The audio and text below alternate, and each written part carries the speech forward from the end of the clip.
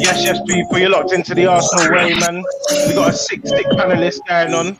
Wait, that's super duper echoes going on. Can anyone hear?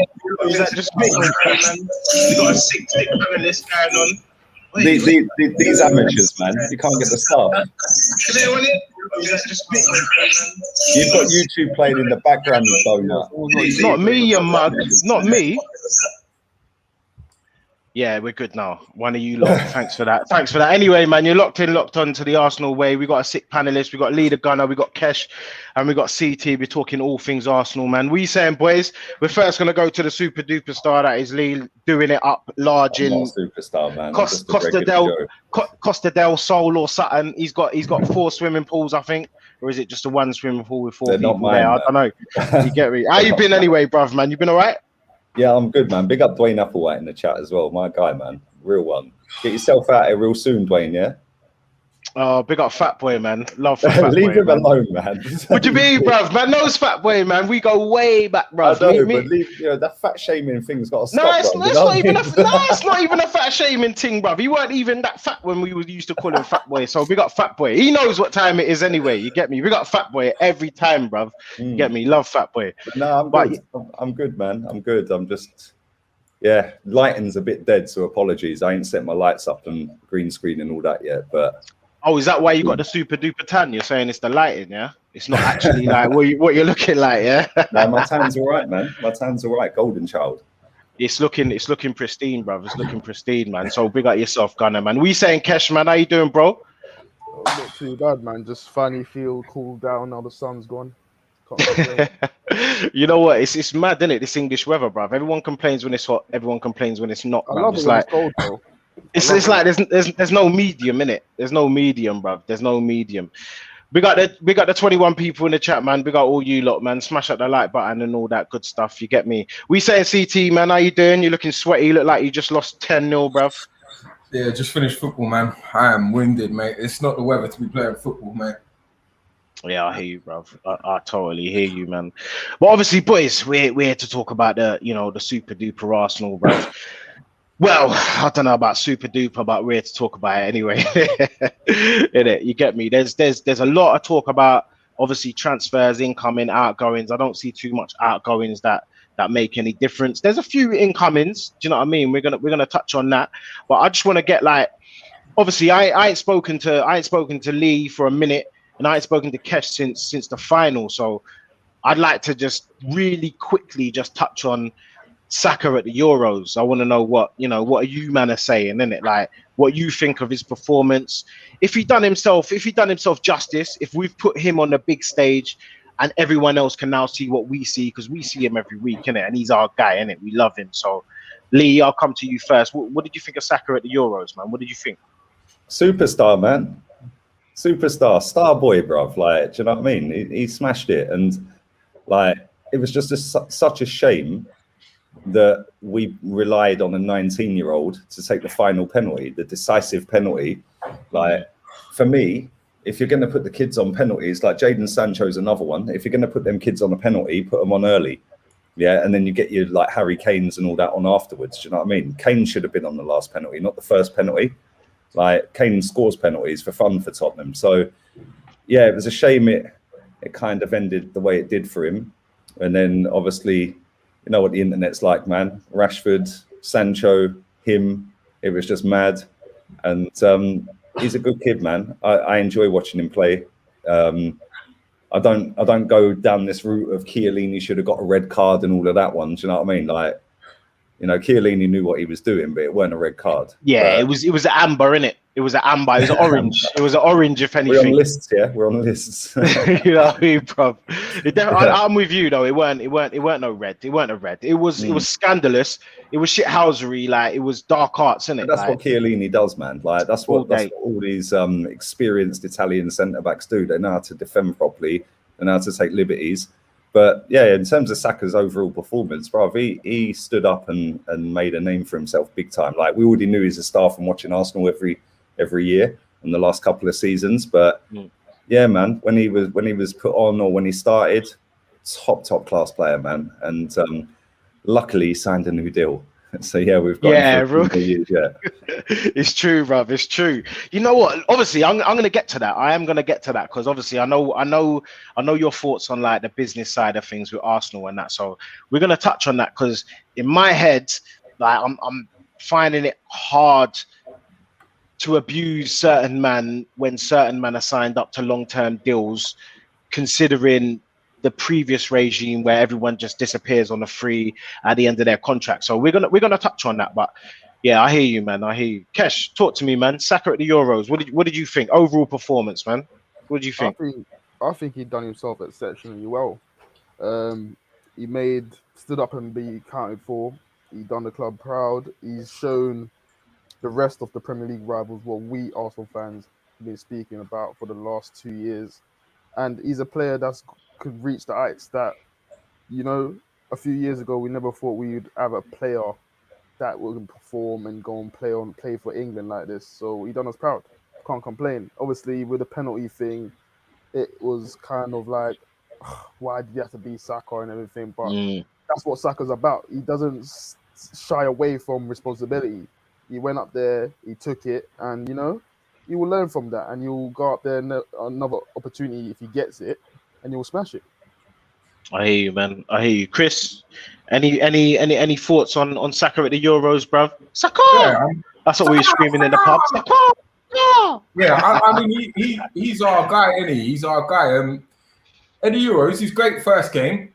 Obviously, there's that little injury in between, but he benched Foden, Grealish, Sancho. He started over all of them. So, I mean, he did us proud. Obviously, for me, a 19-year-old boy crumbled under the pressure for the penalty, but I don't think he should have been in that position to take it anyway.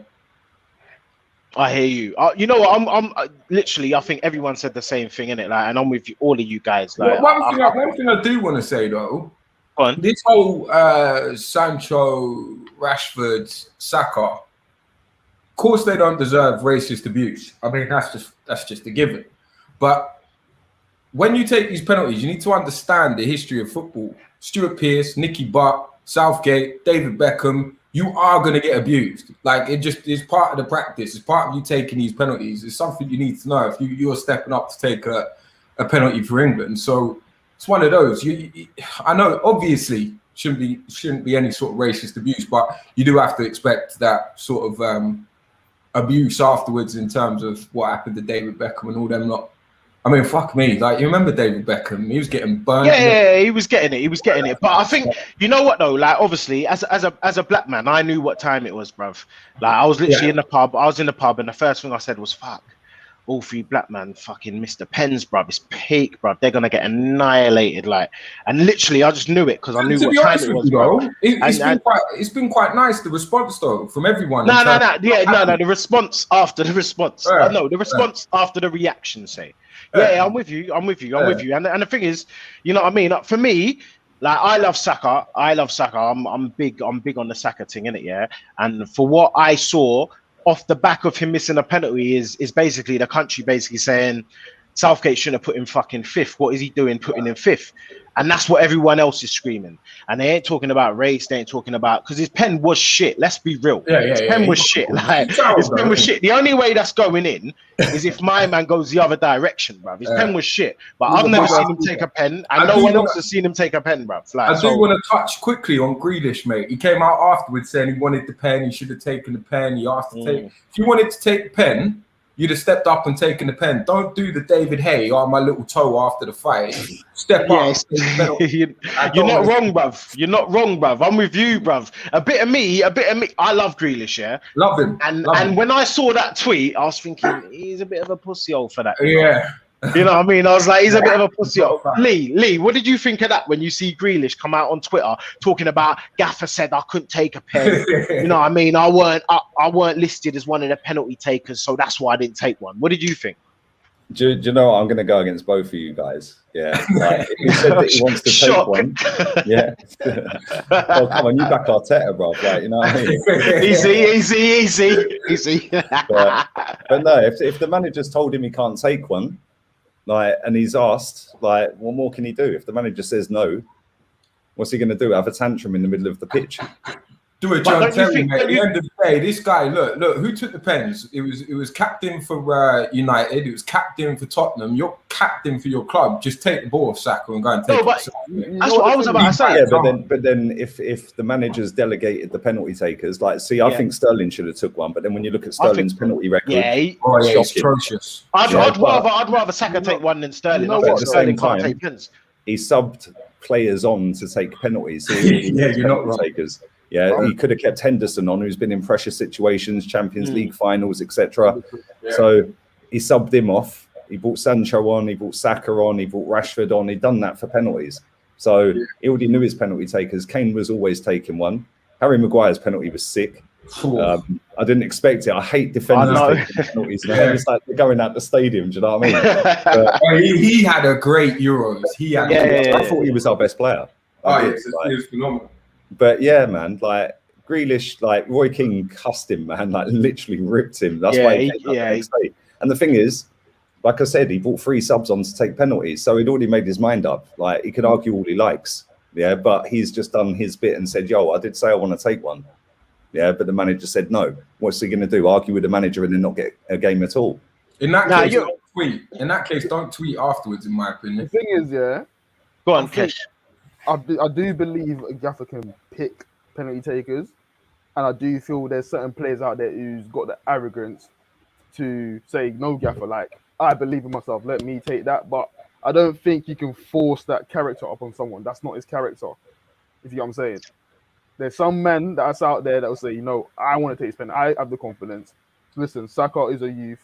He's not got the experience of stepping up in these fine moments. Let me take the responsibility and the burden. Yeah. You know what? For me, how I saw it exactly how all you men are saying it, innit? Basically, he was 5th, and he's saying, "Nah, I'm 5th. It's calm. Like, I've got this. It's not a problem, because he's got the confidence. He's carried us all season, innit? He was our player of the season. It weren't even close. He's our guy. He's our star boy, and that. You know what I mean? So obviously, when I see that, I was just like, I was borderline confident when I see him stepping up. To be fair, but then at the same time, I was see his face. Exactly. No. Before, like I said, when I saw that he was there, I was like, I'm confident in it, because I know that he would have put himself forward and said, "Yeah, I can do this." You know what I mean? But he shouldn't have been in that position, because it don't matter how confident you are. Before. Exactly. This is what I'm saying. It's a bit of a weird one, isn't it? Super weird. Super weird. Yeah. It's true, but obviously these I think these youths are built a little bit different. Do you know what I mean? I think, because obviously, you know what I mean. If you take like little mans and that, like to games and that, they're told about pressure and keep calm and all this shit. Like, it's different, isn't it? The game's different now to how it was 20 years ago and that. You know what I mean? But big up Carl Rossi for the super chat. You get me? Like, big up everyone in the comments, man. You get me? Make sure you like and subscribe to the channel. You get me? Big up Guna Eagle Eye. One Rovers vlog. You get me? Big up you, bruv. You get me? Big up everyone. Big up Josh. You get me? Everyone's in the chat and that. So obviously, like I said, like for me, Saka's performance at the Euros, it ain't his greatest performance or nothing like that. But I love the fact that everyone else in the country got to see what we see every week, because he puts in 7, 8, 9s out of 10s every single weekend, innit? And it's not by doing sexy. You get me? Foden and Grealish and all them man do sexy, innit? Like, when it comes to Saka, he just does what he's supposed to do. He does what's right. He makes the right decisions at the right time, takes on man, tracks back, goes forward. He's just a proper ideal, you know what I mean, winger. Like, he's just such a great youth, bruv. Like, and I'm so glad that we tied him down for 5 more years, bruv, because you get me, the way obviously we're moving, we don't know like if it's just gonna be the 5 or what. You get me? So I'm just happy that the business end got that done. So touching on pre-season, because obviously we're in pre-season right now. Obviously we lost against Hibs. I think that was 2-1, dead game. Really just a runabout. Like, obviously I see Twitter exploded. You get me? Talking about disaster or whatever. Who cares? I didn't care. You get me? As a runabout. You get me? I see some youths that I've never even seen in the under 23s like playing football, bruv. So I was just like, whatever, it's a little runabout. Rangers game was a little more like what we should see. Do you know what I mean? It was pretty much a starting 11, obviously minus the new boys and stuff. Like, it was pretty good. I think Tavares looked quite good. You know what I mean? I think Partey showed up and that. Like, I don't know if you boys like saw any of the preseason games and whatnot. Like, what's your thoughts? you know what I mean? Obviously, it's just a little run out, innit? So it's not the end of the world. It's not great, you know what I mean? But for me, it's not bad at the same time. I know, Lee, I'm sure you got some thoughts. I was pissed, bro. I can't lie. I was fuming. Like the first game didn't wind, the first game against Hibernian didn't really wind me up that much. Yeah, I was just like, oh, okay, whatever. First time out. Yeah, like whatever. Yeah. The second game, Aubameyang, bro, I don't know what that guy's doing. He's moving like Danny Welbeck, like literally just missing sitter after sitter, and he's done it for what, a year now. And then 2 set pieces, no one defending, open goal, tap-ins, headers both times. Yeah. So I got a bit pissed off, if I'm honest, because it was like we still can't score. Like we're missing sitters, and then we can't defend. This is the same old. Like, what are we doing here? And like, you know, that don't fill me with confidence going into the season, because, you know, we haven't really got rid of anyone yet. I know that will happen, hopefully, but, you know, we haven't really got rid of anyone yet. And it was like, come on, man. Like, why can't we still not defend properly? Regardless of the 3rd best defense last season, we were shocking, man. Like, nah, you're right. I'm surprised we was the 3rd best. Like, if I'm being honest, I was kind of shocked. It was just a mad season. Like, you know, everyone was just shipping goals for fun. Like, teams were getting pumped. Like 7, Liverpool got done against Villa 7. Like Man City got done 5 against Leicester. You know, teams were getting spanked hard last season. Yeah, and it was like we ended up with the 3rd best defense. But if you look at it, we really weren't that great. We've then got rid of our set piece coach. He's left. And all of a sudden, we concede off set pieces again. And it's like, come on, man, seriously. Like, I don't think we conceded last season off 1, or maybe 1 or 2. And it was just, I only watched the second half of the Rangers game. Didn't watch the Hibs game. But I was just a bit pissed off with it. It was like, come on, man, seriously, what have you been doing? Like, no, I'm with you. No, you're right. But you know what, though? Didn't you think, though, like, obviously, I watched the whole game and that, you know what I mean? Like, sad. I was sad, didn't it? Like, I was working. So I thought, you know what, let me just watch it. Like, I was watching it in the garden and that, like, obviously streaming the thing and that. I watched it from minute 1, bruv. And for me, the only positive, was we created bare chances, you know. And that's the thing that I didn't see all last season. That's the only difference. Like, and don't get me wrong, obviously Rangers, they weren't their best 11.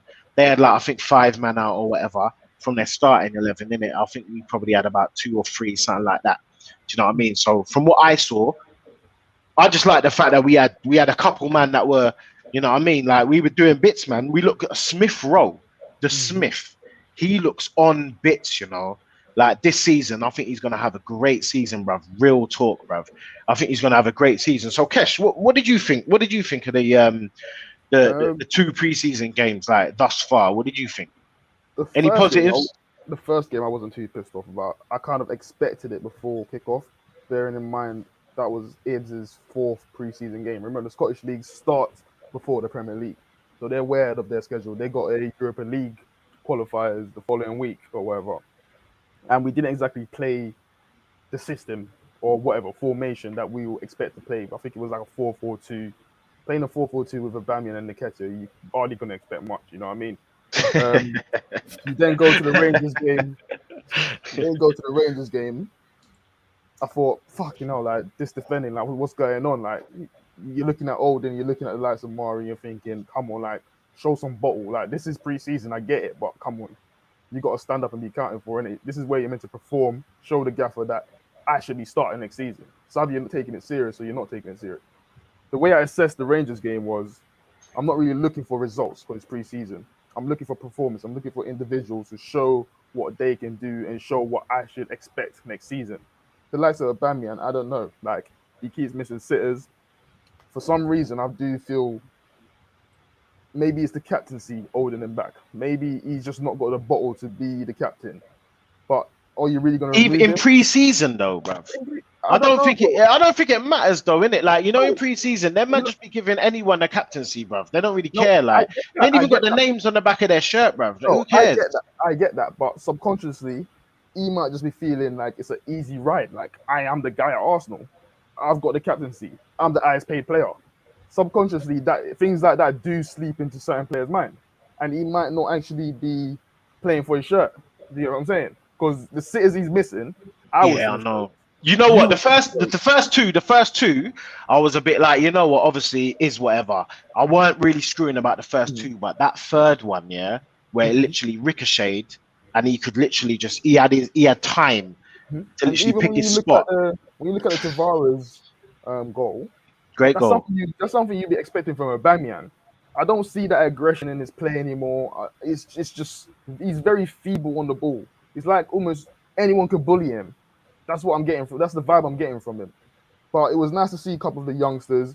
When you saw the likes of Partey playing with Smith Rowe, Partey looked good. There's a connection building, and the one thing that we missed from that starting lineup, I know we're saying yes, it was a starting 11, but in terms of the way the fluidity or the way he wants to attack, it's lacking that person who can dictate the ball. I know Partey gets on the ball, but who's actually picking the ball up from deep and things like that? And then you had the likes of Kolasinac and I think Cedric playing centre back at one point. So I can't really take anything from that game. But I was looking forward to when we go to America, when the likes of Ben White comes in, a few more first team players come in, and then you can start to see if we can build something, and you see what they've really been working on. So I hear you, man. I hear you. Christina, what are we saying? About both of the games. You managed to watch them. The best thing I've seen from pre-season is the fact that Rob Holding's actually shaved that hair off. He hasn't saved it. He had a transplant. It looks like he's had a transplant. I ain't gonna lie. It looks like he's gone Turkey, bruv. You get me? I see the red patches at the front, and I don't know if he's out there doing a suntan thing with Lee or what. You get me? But the red patches at the front, bruv, looks a little bit like he's gonna come back with a full head, bruv. You get me? That's what it looks like. I don't know. For me, not much to say on pre-season. To be honest, it's not been great, has it? Oba is looking like he did last season. I don't know, man. You know what though? Like obviously, like I said, I watched both games in it, yeah. And in the Rangers game, his movement off the ball was brilliant. You know, like Uber's movement. Like, you know what I mean? He created a couple chances and that. Like he was doing the stuff that we don't really see him doing. Obviously, he missed bare sitters, bruv. Like I'm talking sitters that man would put away, and if you didn't put them away, you'd have to buy a couple rounds in the Power League. Do you know what I mean? Like he was having a little bit of a mare, but I don't know. I'm not really that stressed. Obviously, pre-season is more about fitness than it is fitness and positional play, more about anything. So I ain't really that bothered. You get me? And Uncle Laurie, nah, I didn't pay $79.99, bruv. I'm a member, so I just got it for free, bruv. So obviously I just streamed it. But if you got a Total Sport Tech, you can stream it as well. You get me? If you went on YouTube, you could find somebody streaming it for free. This is what I'm saying, bruv, on the Twitch and that. You get me, bruv. So, but it was all right. It was all right. I think it was a good game, man. I'm looking forward to the Inter Milan game, to be honest. I think America tour's been cancelled, mate. You know what? I keep seeing that. But is that definite? Is that definitely been cancelled? Inter pulled out first. Fucking pussy-holes, bro. I was looking forward to that. There's a Delta variant going around in America or something like that. You know, these motherfuckers just be making up these variants, bro. I swear down. Inter variant, Delta variant. We're going to get a Visa variant and a MasterCard variant. I swear they just make it up, bro. You get me? Wake up one day, it's a new variant. I can't believe it, bro. Is it genuine, yeah? It's definitely been cancelled. Yeah, Ornstein's tweeted it apparently. Allow it, bruv. Yeah, that's not good, bruv. That's definitely not good. That's definitely. You know what though? Obviously, whilst we're just talking about like disasters and masterclasses and that, big up Lee C. He's in the chat and he's saying it's definitely been cancelled, like. And I think we had 3 games as well, like in prep. So I don't know what they're gonna do. I reckon we'll probably go. Well, we can't go Brentford. You get me? Still got the Emirates Cup though, innit? No. It weren't the Emirates. It was some Mind or something. No, we had Chelsea and Spurs. What Chelsea and Spurs we had, didn't we? Yeah, but I'm saying we still got the Emirates Cup. No, we didn't have the Emirates Cup. That got cancelled, bruv. We had this new thing called Mind or something. What, this season? Yeah, Lee, talk to. Am I chatting shit? It was Mind or something, innit? Mate. I thought we was going to America. There was coming back to the Emirates Cup. No, we was going to America and we was going to play Inter, Everton, and I think some Mexican team, and then we was going to come back and we was going to play in the Mind something or the other, and we was going to play Chelsea and Spurs. Do you know what I mean? So obviously we're going to have to now.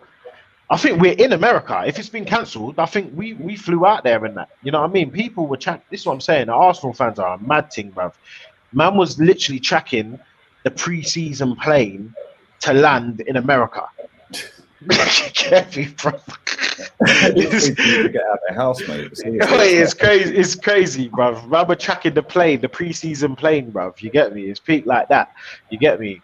But obviously, if that's done, then it's a bit peak. Like, I don't know what we're gonna do, but what I know we need to do is obviously sort out this central midfield situation. Like for me, I think it's the biggest position that we need to sort out. Obviously, we're linked with a host now.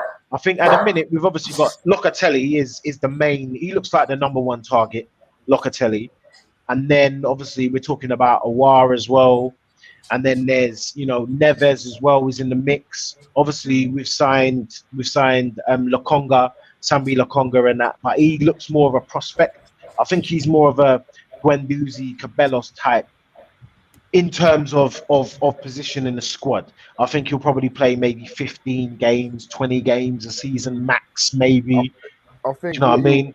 I think what you'll find is when Partey do depart to the African Cup of Nations, you see the likes of Lokonga step into that role, because what you saw last year is, I know Partey didn't have the greatest of season, but that was due to adaptation and having the injuries setting them back and things like that. But you saw when he didn't play what we lacked. Someone who's going to get on the ball and actually try to probe a ball through into the final third. There was no one doing that. You had the likes of El Neni stepping up, trying to do that role.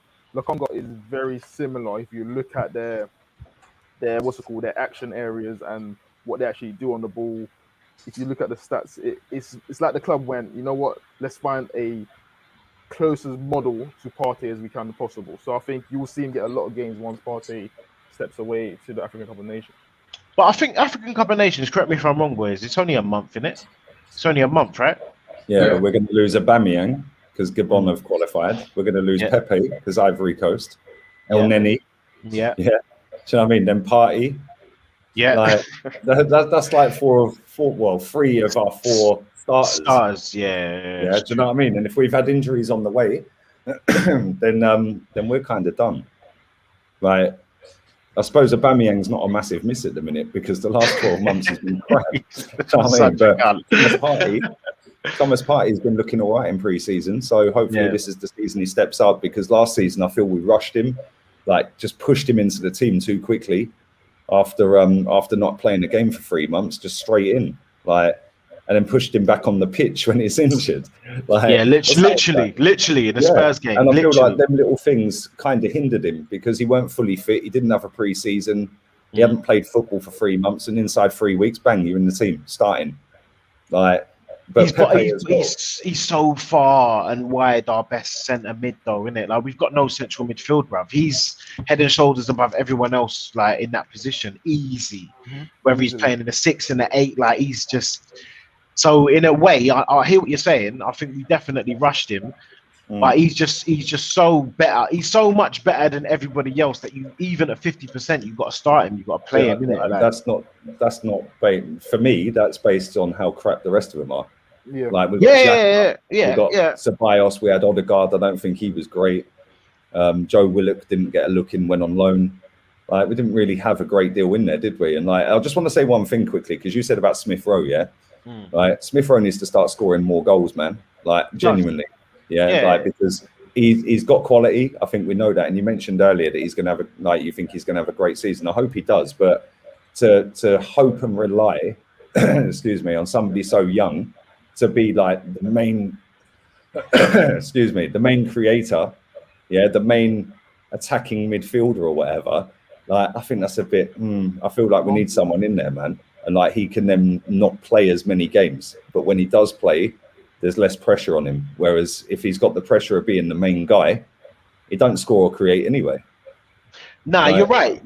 But at the same time, I do think though that the Smith, what he's known now, the Smith, I do think that he's got goals in his game, innit? But for whatever reason, last season, it weren't really about that. Obviously, he scored some big goals. Obviously, he scored against Chelsea. That was a big goal. Do you know what I mean? Like, I think he was very, very crucial in the Spurs game at home. Do you know what I mean? Like, putting it on a plate for my man. Do you know what I mean? So he definitely he's got it in his game, but it's not as consistent as we would like, innit? Like Chris, what do you think of Smith Rowe? What do you think this year? Actually, let me rephrase that. How many goal contributions, whether that's goals or assists, are you expecting from Chris Rowe? Chris Rowe? Smith Rowe. Smith Rowe. Are you pissed? No, I'm not. It's empty. I'm all right. What's the question? What, you didn't hear that? This is jokes, man. I'm hearing Chris Rowe. Has the heat gone to your head, you lot? What do you mean? Oh, it is fucking boiling now. I ain't gonna lie, man. I'm fucking. Honestly, you know when the England squad, they go to like Brazil or whatever, they go for the World Cup, and people say, "Oh, it doesn't matter the heat." I'm telling you, it bloody matters, bro. It bloody matters. Right, Chris. The question was, Smith Rowe. Lee's basically saying we shouldn't really rely on him too much.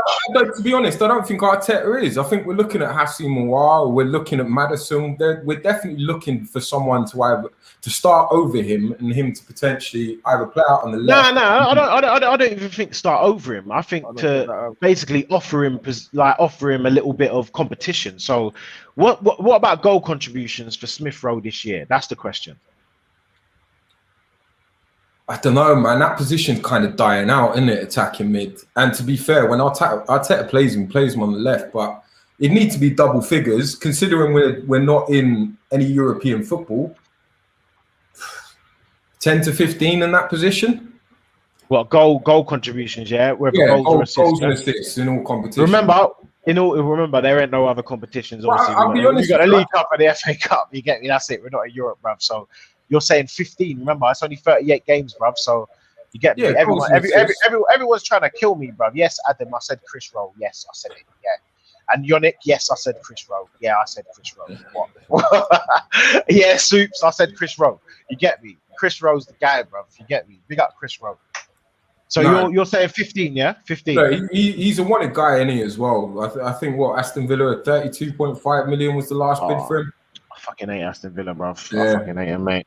But yeah, as I say, he's young, but he's like Saka, he's like Martinelli, Balogun. We've got a young strike force there. I just think competition in places. I do think we are going to sign a Maddison and Aouar, someone of that ilk, and I do believe they'll start over him. So I think he'll get minutes, but I think he'll be just.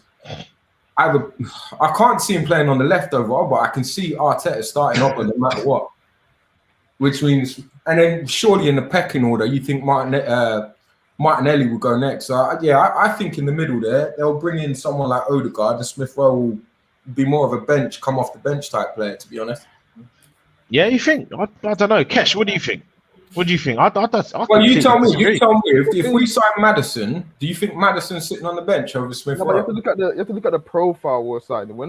I don't think we'll stick to one formation this season. I think you're looking at players who can play in a variety of positions. Like if you look at Madders can play as an 8. Like you saw him there last season. He played more as a central midfielder with Tielemans rather than an actual 10 for majority of games. Smith Rowe, I think he's very good because he's coming off the left at times, and it also frees up the space for Tierney to overlap and do what he does best. Smith Rowe also can play off the left with Maddison. I think it offers more creativity for the likes of Aubameyang if he's playing up top. What you'll then see is a lot more chances being created with a Maddison there and a Smith Rowe there. So I don't think that's a problem. In terms of goals to assist contribution, I've already got him down for 15. Yeah, I hear you.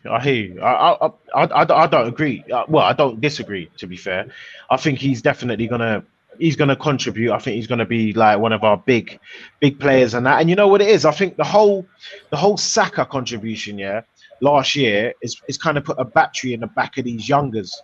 I reckon they're gonna look to him and think, you know what, like he's obviously now he's out here causing waves like on the national side of things, isn't it? Like. You get me? I know it's not a big deal, but apparently his Instagram followers, went up like 1 million off the back of his inclusion in the England team. Literally just went up like 1 mil. I think it was on something 700,000 or 400,000 or something like that. And it literally just went zoom. You get me? Just because of his England contribution. Do you know what I mean? So for me, I think the youngers are looking at Saka and thinking, you know what? Like he don't do the sexiness. He's not like Neymar. He just does everything right.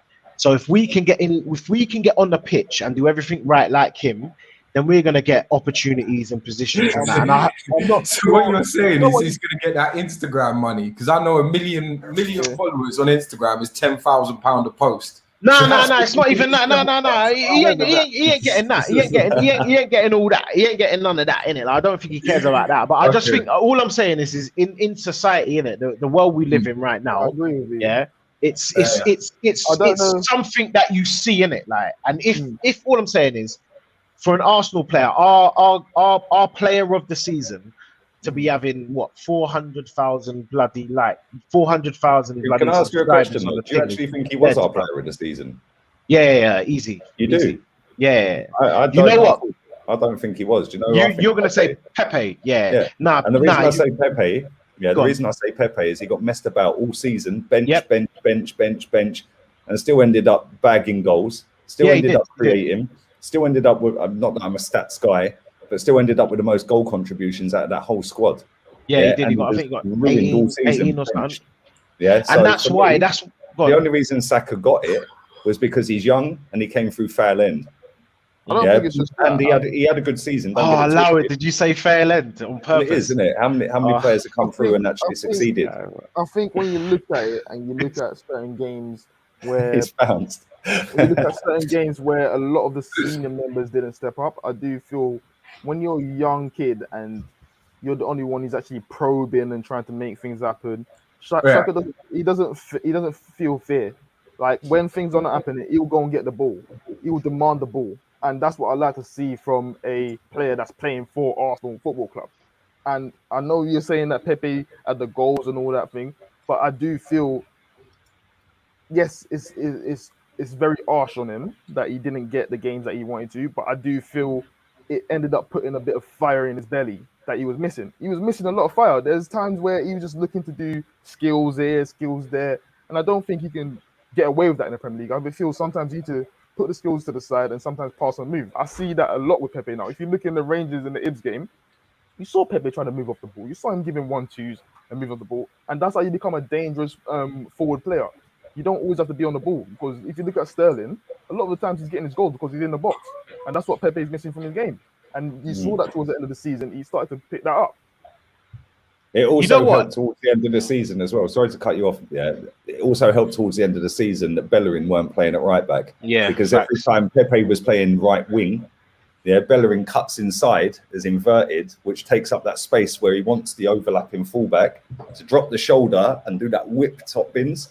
So every time he's coming inside, he's taking his space. Yeah, good point. You mentioned that sometimes because Bellerin is not dangerous. They're playing against Bellerin and he's going he inside. dresses dangerous, mate. and he's going inside. What that tends to do is leave Pepe to get doubled up on, and that's what we saw a lot of the time. Yeah. So you know what? Whilst we're talking about Pepe, just randomly, obviously Lee took us there, and I love Pepe. You know what I mean? I asked Chris, bruv. Man was killing him in a group chat because he was saying, "Nah, Pepe's dead. Just get rid of him. Get rid of him." I was like, "Nah, bruv. He's a baller. Like, just let him." Listen, killing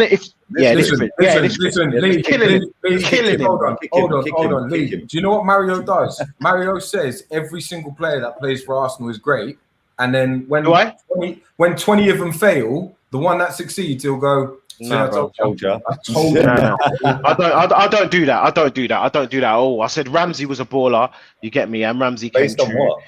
Nah. That one season, bruv. And that was a season that man was telling him he's a baller, and then he come true, bruv. You get me? Then he come true. So I'm all right with that. And then obviously, I said Pepe. The Pepe thing that really pissed me off, bruv, because everyone just kept banging on about 72 mil. But the thing is, he didn't demand that fee in it. His performance in fucking the Farmers League demanded that fee. We paid over the odds. It was some dodgy dealings, bruv. That's why my man got sacked. Some dodgy dealings, how we got that over the line anyway, bruv. So don't worry about the fee in it. Like, he's a baller, and if the manager had faith in him, he would be balling out, and that's what pissed me off. So whilst we're on a Pepe thing, obviously Saka's best position is on the right hand side, isn't it? Yeah, and Pepe's best position is on the right hand side. Obviously, Pepe goal contributions is more than Saka's, isn't it? But Saka's our star boy. He's the poster boy. He's the guy. So how are we fitting both of them in, like, next season? Lee, how are we fitting both of them in? Go, Kesh. Go on. You go first, man. Listen, like I'm not in with this thing where one player has got the outright to play. Bruv, listen, whoever performs when they get the opportunity, keep their shirt. Simple as that. It should be the same on the left side, same as a number 10, and same in the double pivot. That's our problem. That's why we ain't got no stability and we lack consistency, because we're always looking at, all right, for years we've looked at Saka. Saka's the mainstay in this team. Ramsey, the mainstay in this team. These guys know that they're starting. We don't need that, because what that tends to do is, and you see, that's why I feel Aubameyang is playing the way he plays. There's no one else that's showing up and saying, I'm going to get you the goals. This guy, put him on the bench. So next season, we need to see the likes of Balogun. I know he's young, but he needs to go into this team and say, I don't care about my age. I'm here to perform. I'm going to show what I can do. And that's how you force these senior players, because when you're old, listen, your time comes, bruv. Your time comes. So you're basically on the. I'm literally gonna follow through if I fart again, bruv. So I'm gonna be back in literally about 3 or 4 minutes. Do your thing, bruv. Do your thing. I didn't want to just disappear. You know what I'm saying? No. Do your thing. So obviously, I hear what you're saying, Kesh, and I don't disagree. Yeah. So you're basically agreeing with Jay Gordon in the comments, who's basically saying form should dictate who plays, yeah. But what I'm trying to tell you, yeah, is that Saka is our main guy, yeah. Is our main guy. Come through Hayland, you know what I mean? The manager's got so much faith in him going forward, going backwards. He's the guy, yeah. Pepe, for me, is our most talented player, yeah. They both play on the right. Who's starting? You ain't gonna start both of them on the right hand side, bruv. So what you doing? But I don't think it's necessarily that both either can't play on the left. I don't believe in that. No, they can, but we're not talking about the left. We're saying on the right. But what I'm saying, as I said, preseason should dictate that. Whoever's performing in preseason starts with the shirt. Saka's gonna be late for fitness anyway, so Pepe is more than likely to start the season, the first game. Wait, sorry, Kesh.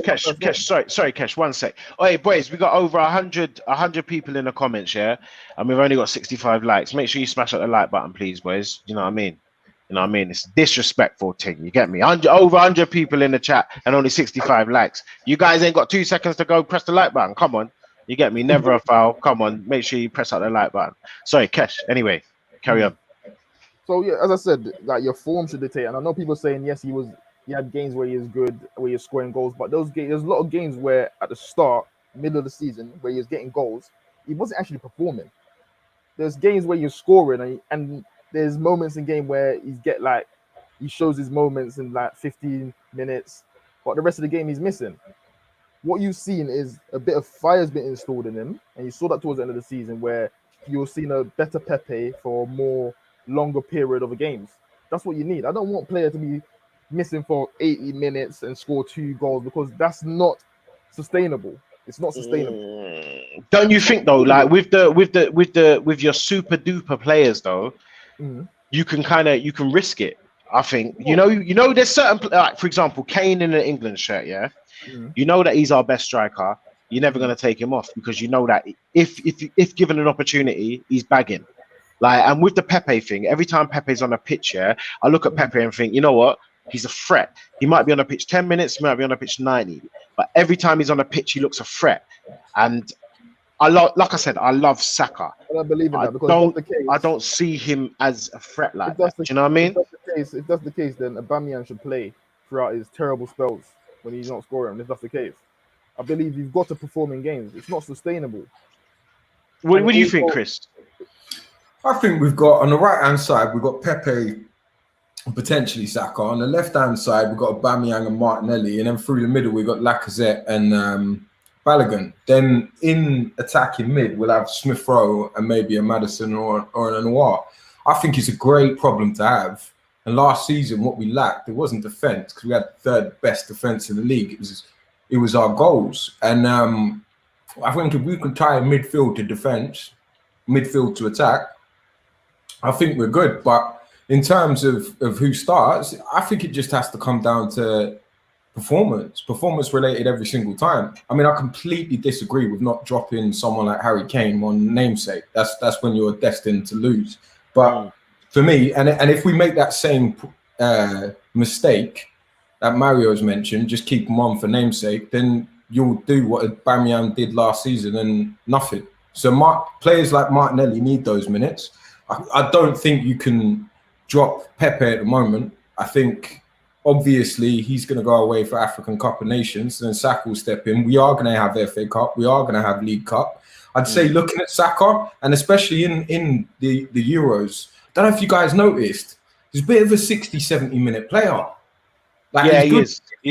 Minutes, and so, I mean, if you can take someone like Pepe off the bench, or you play Saka on the left-hand side, great. But the great thing with Saka is you can play him left back, right back, attacking mid, right wing.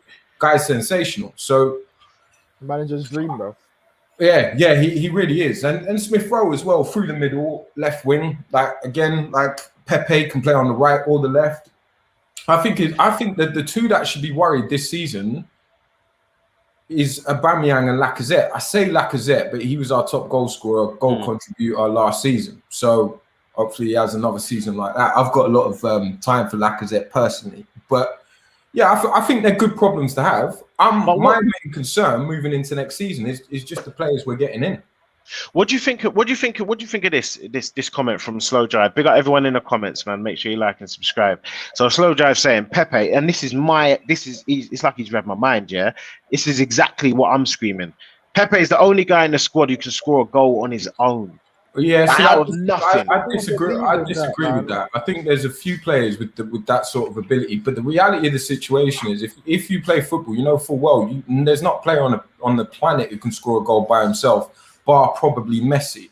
And the reason I say that is Lee tapped on it earlier. You have to use other players and their false runs, their overlapping runs, fake pass, or you can't do it just on your one. The only person I've ever seen do it is Messi, and we don't have any Messi, so you need those other players around you. But we definitely have forward-thinking players in the likes of Smith Rowe, in the likes of Saka that pick up the ball, Martinelli, they drive at defences. So I disagree. I don't think Pepe is the only one. I think we've got quite a few. I think Arteta is scared to let the handbrake off and let all of them go at once, personally. Yeah, no, I hear you. But you know what, though? Obviously, I've been looking through some numbers and stuff like that, yeah. And obviously our defensive structure is way better than it has been in the last couple of years. And obviously goals conceded, chances conceded is a lot better now than it was. Yeah. So that is sensational stuff in it. And that's the only plus that we've got from this Arsenal team. Obviously, could you actually imagine where we would have ended up last season if we didn't have the calamities at the back or the calamities for the referees? Yeah, it's true. You're not wrong. That's the thing. When you look at the way we conceded goals, it's isolated incidents. Yeah, where that shouldn't happen at that level, Premier League level. Absolutely. It should not be happening. And even when you look at the goal we conceded against Ibs, it's a prime suspects. Like, yeah, for real. Cedric doing that. Like, when you play football, your coach told you pass appreciation, and at that level, bruv, that's got to sink in. Yeah. Should I be playing the ball like that back to my keeper? No. It should be ringing alarm bells in your hand, and it doesn't seem to do that for these players. And the reason why it doesn't is because these players are not of the quality that should be playing for Arsenal. It's plain as simple as that. Yeah, I agree. You know what? Quickly, let me just touch on this just one comment here, yeah, from the Macron. I can't even pronounce that. Macronicle. The Macronicle, yeah. He says Saka mistakes alone cost us 8 goals last season. I don't know about 8, you know. Is that 8? You mean 8 points or 8 goals? Because I don't know about 8 goals. You know what? Macro Chronicle, let me know the games you're talking about, bruv. Because I can only remember the Burnley one. I'd say he'd probably give away 2 in that, really, because he got a red as well, innit? He got a red as well in that one, innit? He done the headbutt. This is a good point. You know what I mean? When the defense was better, Arsenal went a run of losses and draws. When Arteta let go, you know what? I hear you, Jordan. But you know what? I disagree. Basically, what that was switching from the 3 at the back to going to a 4 at the back, and then it was all about familiarity, and it was all a bit of a mess. Like we can't really operate in a 4, but obviously now we operate in a 4. And I do think, you know what I mean? We ain't even touched on it, yeah, but I want to get everyone's opinions about Ben White. Because you know what, like what I've found is obviously every time I watch Brighton, I'm just looking at Basuma. That's what I'm looking at. And then when I look at the centre backs, I think Dunk is by far the best centre back, like easy. You know what I mean? I'm really looking at what Ben White offers, yeah. But all the pundits and the people that watch the game in mad detail, they'll tell you Ben White is head and shoulders above every centre back that ever touched place in Brighton, yeah. So that's great. But what I'm now hearing is that we pay too much for him, and then what I'm also hearing, yeah, is that he's too good for Arsenal. So which one is it? Is it he's too good for Arsenal or we pay too much for him? Because if he's too good for Arsenal, then I definitely want him because he's too good. He's going to be head and shoulders above everything that we got. And that's brilliant for us, isn't it? But if you pay too much for him, does that mean he's not too good? No. So which one is it? Kesh, talk to me.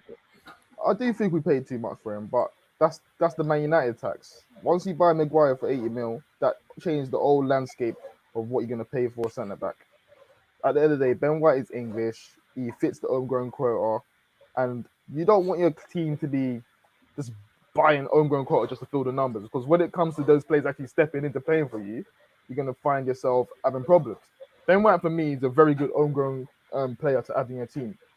I do believe if he develops the right way, you could be talking about a player who's worth 80 mil easily. You know what? If you look at the way, like, I know people saying Arteta is the Rebo Pep or whatever, and he wants to replicate what Pep does. If you want to replicate what Pep does, you need your centre backs so you can play out the field. You need the right players who's going to sustain the pressure, whether that's repossessioning it and just moving it around, creating the gaps between defense. Ben White is the first step towards that, because what you're going to find is he's going to be more cleaner when he's coming out with a ball. I know people will say, oh, David Luiz done the same thing for us, but if you look and you actually watch Brighton and you look at the areas that Ben White is actually feeding the ball to, you then see what threat he is when it comes to transitioning into attack. That's the point of us buying him. That's one of the points. Because when you look at the likes of Olden, last season, there's times where Olden could have actually had a few assists if he was better on the ball. There's times where I see the gap and he sees it himself, but he doesn't believe that he can play that pass. So, and you know, the transition breaks down. So my next question, is about Ben White. Yeah, Christina, this one's for you. Yeah. So what we're hearing, in the press, on Twitter from all credible sources and that, is Ben White is head and shoulders above Holding, head and shoulders. Like, he comes in immediately as our right centre back, and he's probably going to play alongside Gabriel, So because he's head and shoulders above our right centre back, why are we bothered that he costs 50 mil? Why do we care as Arsenal fans? Why do we care? Like, if he's better than what we have and he's coming in, surely that's an improvement. So we should be happy with that, right? I think that the issue with it is when people hear about United getting Varane for 50, 60 million, it goes back to when we got Xhaka and Kante was 35 million. It's kind of like, what are you getting for that money? In terms of his value, transfer market, something or other online, they don't tend to get it too far wrong, and their value is 32.5 million for Ben White. So we're playing a little bit over the odds, but not too much in relative in today's terms, and you're always going to pay a little bit more in terms of demand. And I think with Arsenal, the only issue I have is White's a great signing, but for me, I like to double up every position. So I'm happy with Gabriel Amari, I'm happy with Tavares and Tierney, and I'd have been very happy with Ben White and Saliba. Yeah. So for me, the good thing about Ben White is he can play on the right wing as well as centre back. Don't get me wrong, like he's not the greatest centre back in the world. My issue with him he's only 6 foot tall.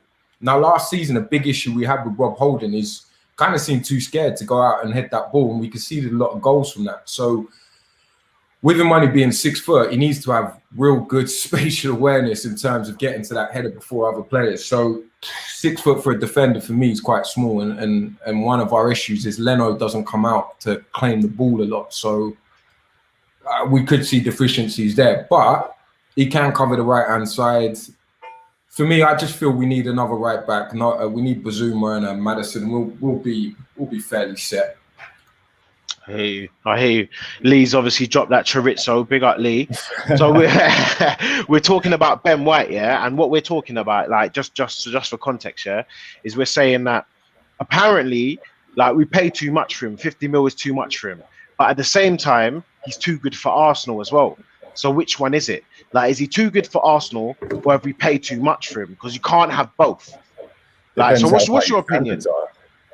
Like, So obviously Varane, and just you know what I mean. Let me just touch on this real quick, yeah. So Varane is at the end of his career, yeah. Don't get me wrong, top quality, proven, been there, done it, got the t-shirt. He's got 4 t-shirts, bruv. He's top quality, yeah.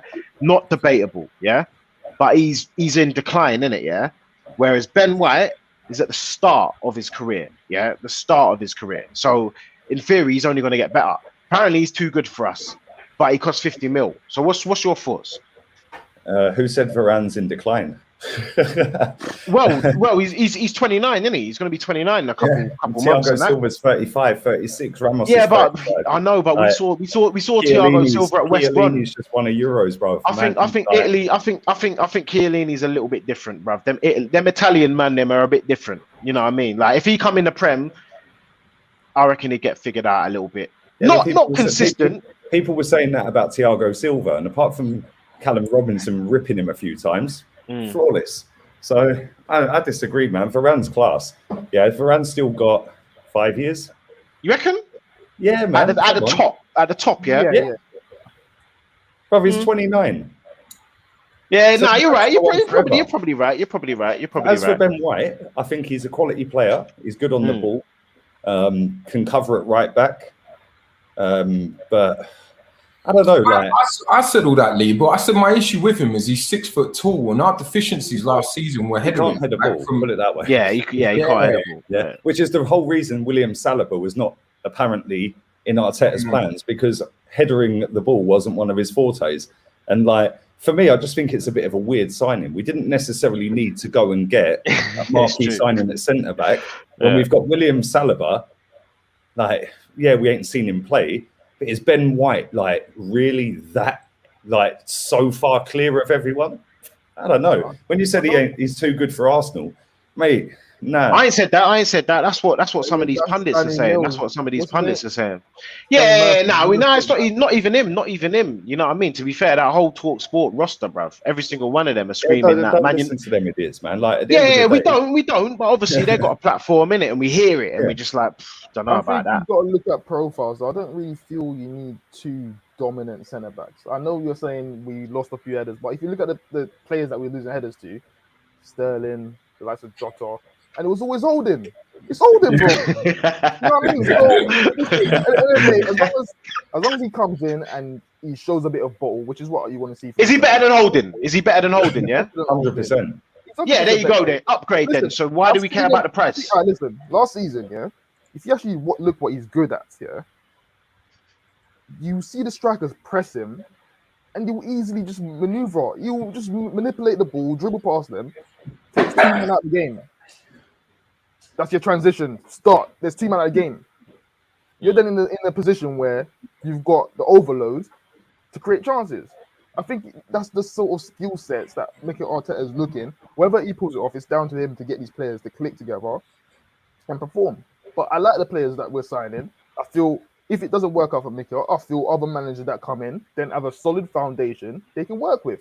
On that, how long do you give him? Out of interest, how long do you give him? How long do you give him? If he gets the window that apparently is forecasted, so he's gonna get money in the transfer market. Yeah, we have at the minute. At the minute, we definitely. But how long do you give him? Obviously, the start of the season is a bit mad, for us. But how long do you give Arteta? This is his team now, by the way. If we get this window sorted, how he wants it sorted, it's his team. So there's no more. Anyways, 4 transfer windows. I don't think that's fair. I don't think that's fair, because the reason I say I don't think that's fair is, yes, you might have had a window, but bruv, we cheapskate ourselves and buy the likes of Mari. Yes, you can say you wanted Mari, but if that's the budget, Mari's not the problem, bro. No, I'm not saying it's Mari's the problem. I'm saying the players that we're bringing on board, we're penny pinching. A club of Arsenal should not be penny pinching. What? Thomas Partey, Kieran Tierney. Martinelli. Tierney wasn't his, but Tierney's a solid signing. What I'm saying though, bruv, I'm not. No, but you have to look at the way it's been for Arsenal all the time. For years we've known it.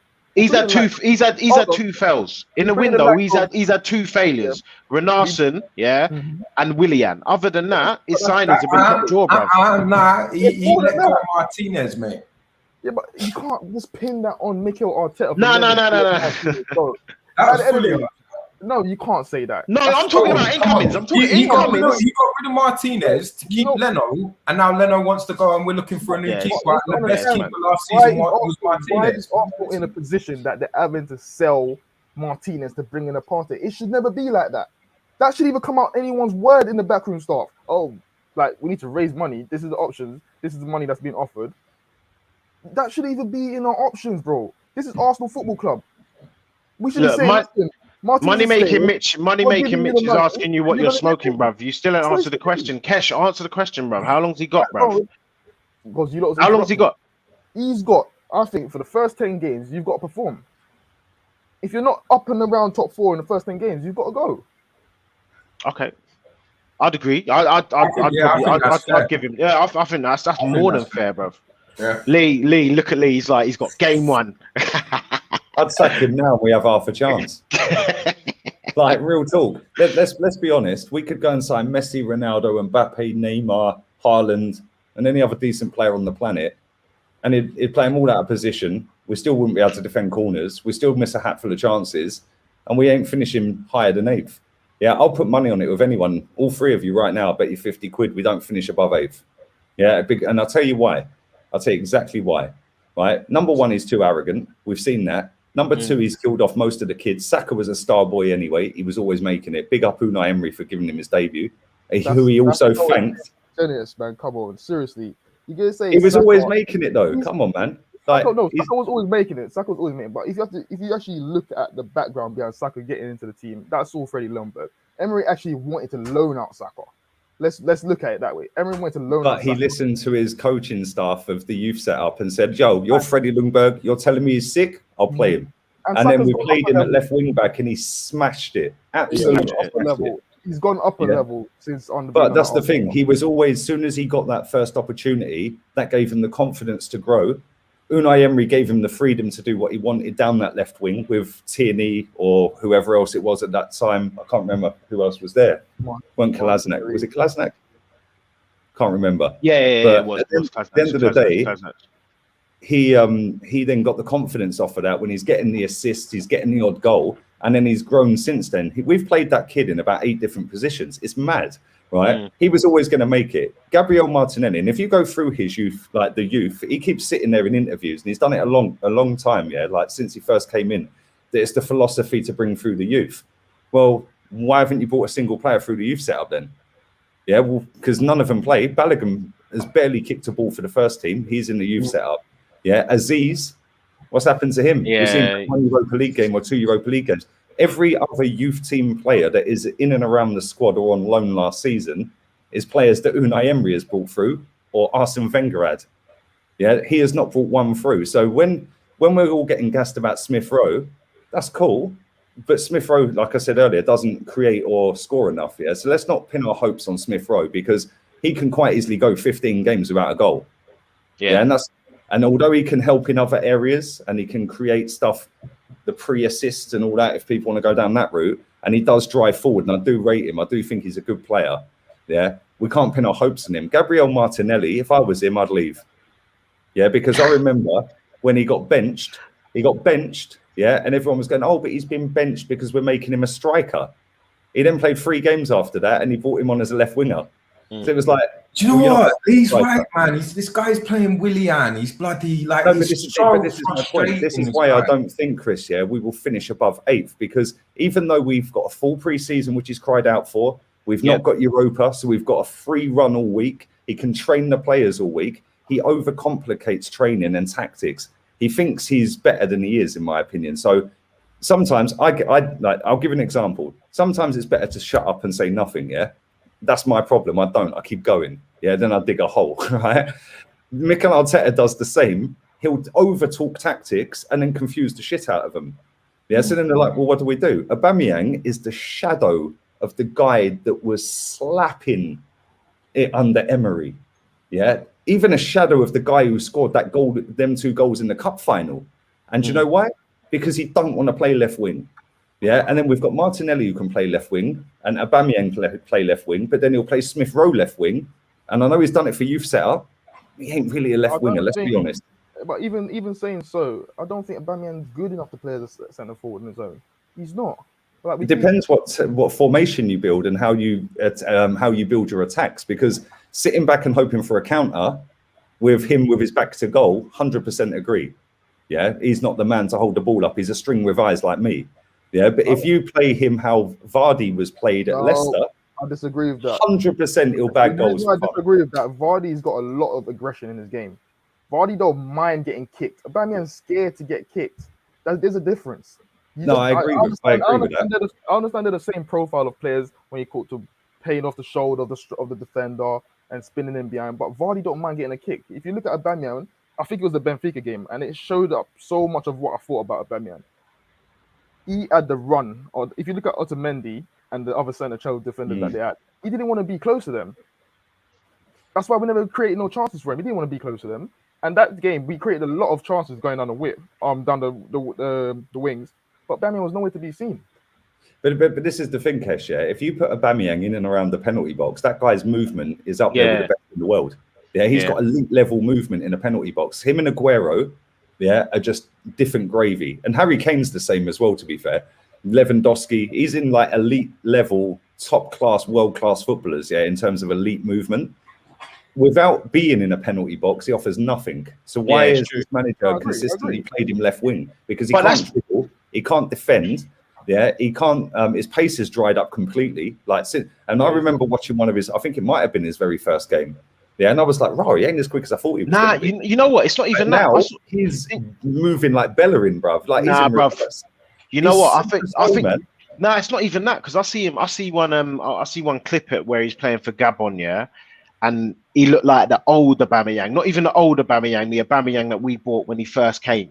Or under Emery, he's probably playing against a he probably was, but at the same time, he's gonna look quick when you're playing up against like Kyle Walker, or you're playing up against I don't know, fucking Luka Dean or someone, like I don't know, whoever you're playing up against that's half decent, he's gonna get highlighted because he can't dribble.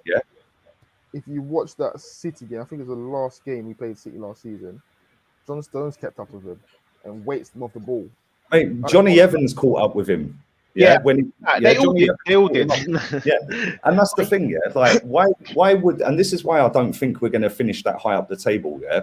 Like, regardless of who we sign, I'll be happy if we go and sign Maddison or Locatelli or Aouar and Locatelli. I'll be buzzing with that because they're top class players. Especially Maddison. I'd love Maddison at Arsenal. If we can't get Grealish, get him.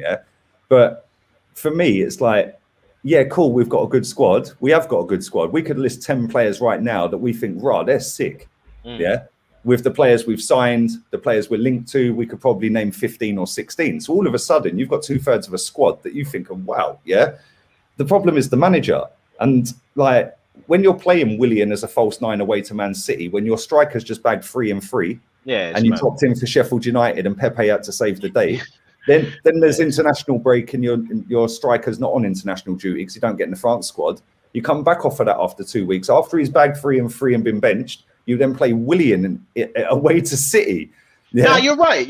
And decisions like that make me think like, you ain't got it. And then when you see it consistently all season, regardless of the run we went on, let's be real. We should be beating Leeds United. We should be beating West Bromwich Albion. We should be beating other teams along the way. Yes, we beat Man United and Chelsea. Like people were trying to offer out MBEs for fucking El Neni running around in stoppage time doing his job. Like, look at this. Look at this from Lee. Look at this from Madness London. He's like, you're right, but so is Kesh, and he's just confused. He don't know. And that's the thing. There's no right or wrong answer with this. It's an opinion, and the fact is, for me, like in my head, I see it as fact. That this manager, the only way he can convince me he's any good as if he challenges for a title. He's had 4 transfer windows. The majority of the players in that squad that he's currently got have either been signed to a new deal under him, on his watch, along with Edu, and let's not pretend that he don't have a say, Yeah, because he's got. That's why his position changed, isn't it? New deals and fair play. Saka, Aubameyang, we all gassed up when they signed. Blah blah blah. Yeah, Martinelli, whatever. We've signed Thomas Partey. We've signed Gabriel. We've signed Odegaard. We've signed so many players on loan and this and that. Majority of that squad are players that he wanted to keep or he has signed. So for me, after this transfer window, regardless of how much money's been spent, let's just say when he got the job, he was dubbed the greatest young coach on the planet. Well, why can't he coach any of our youngsters, number one? And how comes most of our players have gone backwards? That's for me, like how I'm seeing it. Even before Mikel came in, I believe players can go backwards. I think you need to know when the expiry date is of a player. Fergie used to do it all the time. He knows when to get rid of players. Just because a player's good now don't mean they're going to be good for you in 2-3 seasons. You need to know when to move them on. And that's been the problem for Arsenal for many years. How many of these players have been here for so long? They've gone stale. The desire is not there because the club's not winning anything. And that's not based on just Mikel. That's not based on Emery. That's not based on just Wenger. That's based on the club as a whole. We need to get things right. He's come out. I agree with some of the things you say about him continuing to play Willian and guys like that. But that's because he's been an experienced manager. And before he came in, I expected these things. He wasn't my first choice, but I expected these things because he's inexperienced. He's looking to his more senior players, which is the natural direction. You're going to look to your senior players to step up and be counted for. And they didn't do it. A lot of the times it's the Emile Smith-Rowe and the Saka, and I do feel Emile Smith-Rowe don't get as much credit as Saka for last season because he was the main figure. Kesh, do you not think Lacazette stepped up? No, Lacazette stepped up big time. He stepped up big time, without a doubt. Wow. When Lacazette and Smith-Rowe and Saka played together, you saw a bit of link up. I'm not saying Lacazette is great. I want Lacazette out. Before Aubameyang signed his contract, I think me and I can't remember who it was someone else. I think it was a girl. Came out and said, Aubameyang should be moved on. Every fan looked at us and thought, you lot are mad. No, I was right. Aubameyang should have been moved on. And if you look at the direction, look at this window, for instance. They've suddenly decided that we're not going to go for the cheap old Ags from other clubs that are rejected. We're going to go for youthful, bring them in, players that can move forward with us in our future. Why did he sign what? Yeah, you know what? Kesh, sorry, Mary, Kesh. Don't you think that's a weird philosophy to have now, suddenly, when you've got Joe Willock, you've got Maitland-Niles, you've got Martinelli, you've got Reece Nelson, that have all been absolutely, shunned, really, add up how many games they've played under this manager, but now he wants to go for a youthful, let's move forward. Guendouzi's another one, William Saliba, there's 6 players that are youthful and the future of the football club, but now we're going to go for a Lokonga that nobody heard of 3 weeks ago. Although he does look a good player, to be fair to him. Yeah, we're going for a backup left back that every Benfica fan saying was crap. Yeah, maybe they just got an agenda, so we'll let that one slide. And then we've paid over the odds for an England centre back that ain't even an England centre back because he didn't touch a ball. So, and nobody was crying for Ben White and saying, I didn't see a single person on social media say, let's go and get Ben White. Everyone was saying, get Lewis Dunk. Yeah, let's go and get this person. Let's go and get that person. So I agree in what you're saying in a certain sense, but at the same time, I agree with the let's go forward with the youngsters. Mm-hmm. But why suddenly now is it the youngsters when we've just fucked around 6 youngsters that we've already got that have come through the system or were already here when he got the job? Guendouzi for me is levels above Granit Xhaka. Yeah, because number one, he drives forward, and number two, he's got a right foot. Yeah, I'd rather see him fuck up every week and learn from it than that donkey fuck up every week. Yeah, Lucas Torreira, let's not forget, he ain't even that. I was about to say, Torreira. Torreira's a young buck that we got 6 in. Youngsters and then Torreira as well. I ain't even included Nketiah because I genuinely don't think he's good enough. Yeah, we've then got Balogun. There's 7 without Nketiah. So it's all good going down that route of let's go and recruit young, fresh, promising talent, but we've already got that. You know what, Lee, touching on that, I think what he said, at the end of the season. Kesh was, I want to know what it says, man. Go on, sorry, I'm at your channel. For me, I agree with a lot of what you're saying, and yes, I don't get it. I don't get why suddenly the change of heart, but I'm all for it. I'm sick of signing these old players that come here just to get them paycheck and then fuck off when they want to. So, and at the end of the day, if Mikel Arteta don't fix up, if he don't go on and do what I expect him to do, as I said, there's a foundation for another manager to come in and work with. He doesn't have to come in and work with the likes of Granit Xhaka and El Neni. He's got a good player in Partey. He's got Lokonga, who's, listen, if you look at this guy, I know it's in a weaker league or whatever, but if you look at the stats and match it to Guendouzi, you look at the action areas and what he does with the ball, you see he's an efficient player who tries to probe and make things happen for the team.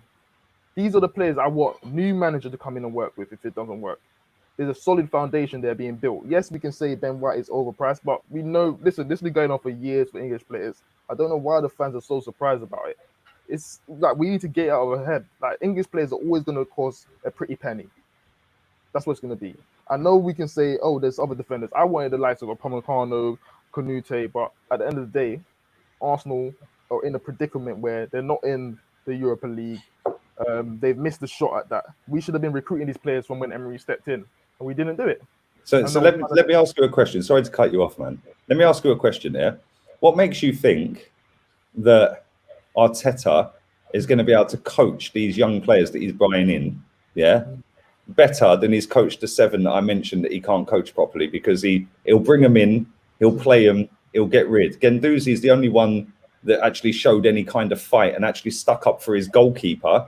Yeah, yes, he was a bit of a prick on the pitch, and I make Mikel Arteta right for benching him and dropping him and saying you shouldn't be running around telling people your wages and this and that. And he shouldn't have grabbed hold of Malpai, but he was backing his goalkeeper. The fact he didn't apologise, banished. Yeah, so what makes you think that these youngsters that he's bringing in, he's going to be able to coach and manage better than the 7 that I mentioned that he can't? But there's external factors. He's like, we talk about Guendouzi and we always talk about Brighton, but it's way beyond Brighton. It's not just Brighton. If you look at the incident, he didn't apologize to the senior players. So forget about apologizing for what happened with Mope. He didn't apologize to David Luiz when David Luiz told him, listen, you can't be doing what you're doing. Go speak to Socrates. At the end of the day, your parents always tell you, respect your elders. I don't care if you play football. I don't care if you're a senior player. And I knew this day will come where Guendouzi will step out of line to the senior players. When I saw him being happy friends and family with the likes of Lacazette and the likes of Aubameyang. So on that basis, when Vieira's punching up Roy Keane at Old Trafford, mate, Vieira's earned the right to do that. You have to earn the right to do that for me. I know what you're saying, but at the same time, when I've seen the backlash for Guendouzi because of the whole fallout from it, and they're saying, oh, he's immature, he's this, he's that. I remember Roy Keane getting a slap off of Vieira when he was young, bruv. And this is the thing. Was anyone saying the same then? It's because it don't fit the narrative at the time. We're putting Guendouzi to a side. What about Reece Nelson? Because Reece Nelson, when this manager came in, everyone was gassing him up to be the next Raheem Sterling. He's going to make him world class, blah, blah, blah. Why ain't he played him then? Kesh, before you answer that, mate, should me and Mario just go, lads? No, I'm just asking the question. I'm not even trying to. I'm joking. I'm enjoying it. I'm enjoying the tennis here, lads. For me, I don't think a lot of Arsenal fans are rational or grounded. You look at Arteta coming in, suddenly you're going to gain some fans from saying that. Suddenly start believing that Nelson's going to become good. Like, everyone look at his spell in Germany, and I know they didn't watch him in Germany. That's the baddest thing. I watched him. Great. He didn't do that great in Germany. What he done, it was okay. Show me more than what William did. He has, and I agree. Saliba was the same. He ain't done great. He should have been playing him over William, but as I said, the natural thinking of us as a manager is, can my senior player step up? We was in such big trouble. He tried to see if the senior players could step up. He tried to see if the likes of Saka could step up. These lot did not step up the way he expected them to. And yes, that's being a. But then when you're a top class, young, up and coming coach, dubbed the best coach, young coach on the planet, surely take away the youngsters, because Fergie did it with kids. I remember Alan Hansen saying you can't win nothing with kids. Yeah, the class of '92. Big up to Fergie. But if you take all the kids away from that, he hasn't made Aubameyang better. He hasn't made Thomas Partey better. In fact, he went backwards last season. We'll give him this season. He hasn't made Hector Bellerin better. If anything, he's made him even worse. He hasn't made Granit Xhaka better for me because he's still absolutely clueless and gave Burnley 4 points last season. Yeah. Then you look at Kieran Tierney. You could say, cool, well, he's injury prone anyway. Yeah. But then why did you loan out your left back that covers him and then leave no left back at the club?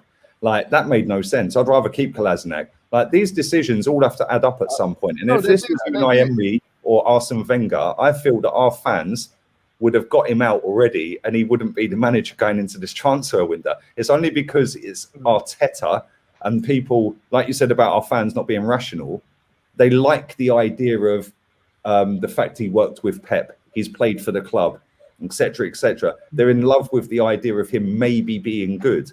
Yeah, the process shouldn't be about an individual. The process should be the club process. And when he don't reach the targets the club set within that process, they bin him and the next man falls straight into the process to elevate that process to where it should be. If he can't do it, he'll take it 2 steps forward, you bin him, and then the next man. It should be a club process, which is exactly what Chelsea do. No man is one man at that club. It's a club process. I do agree with the process, but we can't compare ourselves to Chelsea, man. Chelsea, but that's what we should be doing, Kesh. Oh, we should be. But first, to do that, you've got to make sure your squad is ready. Chelsea does that. Like, people talk about Chelsea's march or protest. You think that's what got Lampard sacked, or the Chelsea's pressure on Twitter that got Lampard sacked? Lampard would have been sacked from Abramovich wanting him to be sacked. Chelsea fans don't have to do anything. Abramovich run the show. If he thinks, listen, he gave Lampard a few more games because Lampard is a club legend. That's why he gave him a few games. But Lampard was always going to get sacked by Abramovich. The thing with Arsenal now, every manager will get sacked by Abramovich. Every manager will get sacked by Abramovich. There you go. Arsenal should never have hired him in the first place. Yes, we know that. But they've gone through that process. They've gone and said, listen, we're going to give him time or whatever. They finally decide that they're going to spend a pretty penny this summer. Like I said, if he doesn't perform within those 10 games, then he needs to be shown the door because we've spent the money. And I do believe the players we're bringing in should elevate us. I personally believe the players we're bringing in will see better performance. Yeah, with the players that we're bringing in are better than the players that are there at the moment. I know you mentioned the likes of Ainsley Maitland-Niles and Nelson. I don't think these players are good enough. Yes, they're young. I agree. I don't think Nelson's that good. Yeah, but I'd rather see Nelson playing instead of Willian. Yeah. Okay. Like I'd rather see Balogun instead of Nketiah.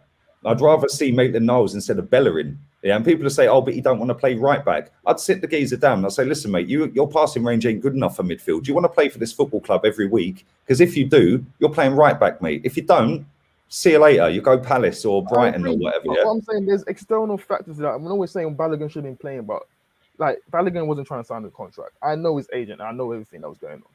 He wasn't trying to sign a contract because the money wasn't good enough. Arsenal offered him basically a reward kind of contract at first. You play, you get your goals, you perform, you earn that money. I'd reject that as well when his manager ain't picking him. I'm saying, I think this season you see the likes of Balogun get a fair few games. We talk about Ainsley Maitland-Niles. Listen, for me, great, he's an ALN lad and everything, but he wants to be a central midfielder.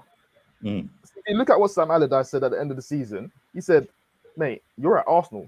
If the manager wants to play right back, you play right back. That's a manager saying, that's the thing. That's what he needs to get in his head. Like, he doesn't understand the privilege. And it's not just under Arteta. Remember, Wenger played him as a fullback, Emery played him as a fullback. So these are the managers who are better than Arteta, you're saying, yeah? So you need to get it in your head that you are a right back. You're not good enough to play for us as a centre. And that's the thing. Like, he's got the right size. He's the quickest player in our squad, apparently. Yeah, he's rapid. Yeah, he's got the right height, the right build. Yeah, like frame-wise. Yeah, he's got the aggression, and he can cross a ball and defend. Yeah. So why is he not playing right back? He would save us money by playing him at right back. Yeah. Then I look at it and I think, like, Ben White, cool. And for me, it shouldn't just be, oh, they're just better than what we've got. It shouldn't just be that. It should be we can get the best we can get in that position, and we've done that. Yeah, Ben White for me is not the best we can get in that position. It might turn out to be a great signing, and good luck, and I hope it does. Yeah. Lokonga, he looks a baller. Real talk. Yeah. This lad at left back, well, he'll get games because Tierney's injury prone. Yeah, but he started with the goal the other day, which has got everyone gassed. I think Kolasinac scored in one of his first games as well. So let's calm down a little bit. Do you know what I mean? But when I look at the players we're linked to, Locatelli, nobody was mentioning him weeks ago. Fair play. But you look at Terrace, ask Terry. I'm the one that brought him up with Terrace. Before the end of the season, I think there's like 10 games left. I said, we was looking at defenders. We look at Basuma. We're looking at Basuma's the one for me. The Brazilian one that plays for Villa, came from Man City. What's his name? Fernandinho. No, he plays for Aston Villa. Oh, fuck it. Douglas Luiz. Douglas Luiz. And I said, bring up Lucatelli because I've been watching him for quite a while. I want to see his stats compared to these man. No, apparently his stats are through the roof. And I said to Terry, he's the guy to be an upgrade for Granit Xhaka. So, and as I said, like a lot of Arsenal fans, it's not even just Arsenal fans, a lot of fans in the Premier League don't actually watch a lot of European football. They just jump on the bandwagon of what they saw. I spoke about Dumfries. I see a lot of men talk about Dumfries, but personally, I think Dumfries is good, but he wouldn't fit what we're trying to do. I wouldn't take him at Arsenal. See a lot of wing back, innit? He's a wing back as opposed in a five, innit? He's a marauding wing back, the same as Lamptey. Yeah, his defensive awareness is shocking. He can cross the ball and score goals, but fucking can't defend. There you go. So, as I said, like, I'm not all bent on Mikel Arteta staying. If Mikel Arteta was to go tomorrow, I wouldn't complain. Because he wasn't my first choice in the first place. But I do believe... Can I ask you a question, Kesh? If he stays for the full season, with no European football, where do you expect him and expect Arsenal if he stayed the whole season, regardless of the first 10 games? I know you said you give him 10 games. Regardless of that, where do you expect us? And I know it's hard to say, but right now, before we sign anyone else, where do you think we're going to finish this season with that squad that we've currently got? Where would you want us to finish and expect us to finish? That squad doesn't finish in top 4. Does it finish top 6? I believe it finished top 6. I believe top 5 you can challenge for with that squad. Okay. But from the players I'm expecting to come in, I expect us, if we do get those players, I expect us to be in with a top 4 challenge. That's my personal belief. If we get the likes of Lucatelli, we get the right back that we need. Ben White comes in. We get Maddison if possible. I believe that squad should be challenging for top 4. What's the most important position you think we need to improve on? Obviously, right. 100% right back. Without doubt. Over centre mid. Centre mid. Centre mid is important. No. I said the most important. So you think having a right back is more important than a centre mid when we got 3 players that can play right back? Serious? They're not good enough. None of them are good enough. Yeah, they're not good enough, but they can do a job. Who we got in central midfield? Bro, I can do a job, but if I'm doing the job, man, and I'm doing it crap, I ain't doing the job, am I? What about central midfield? Who's going to play central midfield? Who's partnering? We've got Thomas Partey. Everyone keeps banging on about El Neni. Oh, and every time I say sell El Neni, oh no, keep him. He's a good squad player. Yeah, guess what, mate? We don't need cheerleaders. There's enough in the fan base. Yeah, you know what I'm saying? Like, at the end of the day, we've got him. We've just bought in Lokonga. If we can get Houssem Aouar, which I think we probably will. I don't think in the current squad with the available players that we have, assuming Xhaka goes, do you think it's done? Yeah, exactly. Do you think El Neni is good enough to start 38 games in the Prem? Which is why we signed Lokonga. We're definitely getting a centre mid. 100%. No, but what? No. The thing is, obviously, we're in for a centre mid, but you man are saying that right back is more important. I disagree. Yeah. I think the centre mid is more important. We've got no one in that. I'm basing that on me knowing that we're getting a centre mid. Yeah. To be fair, there is. I know we're getting a centre mid. Let's be honest here, right? Becky B can't cross a ball, he can't defend, and he gets bodied by Grealish. When Grealish slows down, looks at him and goes, "Yeah, see you, mate." Yeah, like the geezer with Rob Holding is a shambles. Both of them two on that side. When them two line up together, I know we're losing. Yeah, because he'll bomb forward, and then Rob Holding covers at right back, and then it's just a gaping hole. Which means that Gabriel has to shuffle over, which means Tierney has to shuffle over, and there's an overload at the back stick every single game. Yeah. Then if you go Cedric's better defensively and can cross the ball. Yeah, but again, I still don't think he's that great. He'll give Pepe an overlap, or he'll give Saka an overlap. Pepe and Saka need that overlapping fullback, yeah? Right. Callum Chambers has done well in fits and bursts, but none of them 3 are good enough to play all season in that position. Maitland-Niles, I do think, is good enough, but he don't want to play there. Yeah, and we need a right back. Who that right back is, I don't know. We're linked to Max Aarons. I'd take him. I think he's decent. I think he's quality. He gets up and down the pitch. I think he's willing to learn. As well, isn't it? Dest as well. Is it Dest? I don't want him. He's fucking shocking. That guy can't defend. That guy is more open than Katie Price, bruv. Like, real talk. Yeah. And then fucking Tariq Lamptey.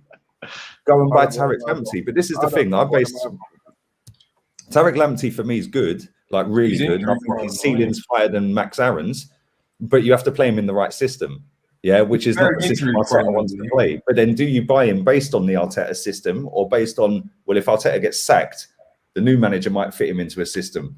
I don't know. Like, I don't rate Lamptey. I generally don't. I think he's a great wing back. When it comes to playing as a fullback, I do think he get bullied. If you look at his height, he can't track a ball when it's in the air. That's one of the biggest problems I see Man United fans complain about Wan-Bissaka. So I don't think we need to create that same problem for us. I think we need to go and find a player who's very balanced, whether that's going forward or going backwards. And there's fullbacks out there. It's whether we want to go and get them. Well, apparently that Tavares can play on the right as well, isn't it? He can play on the right, apparently. He can play on there, but that's not what we should be looking at. We need a. Wait, he could probably play in goal and he'd do better than Runnison. Is this the way we're going? Like I've said before, I always like two players in every position. I'm going to get a beer. You're giving me headache, Mo. Like, no, listen, I agree. Listen, it breeds competition. It breeds success.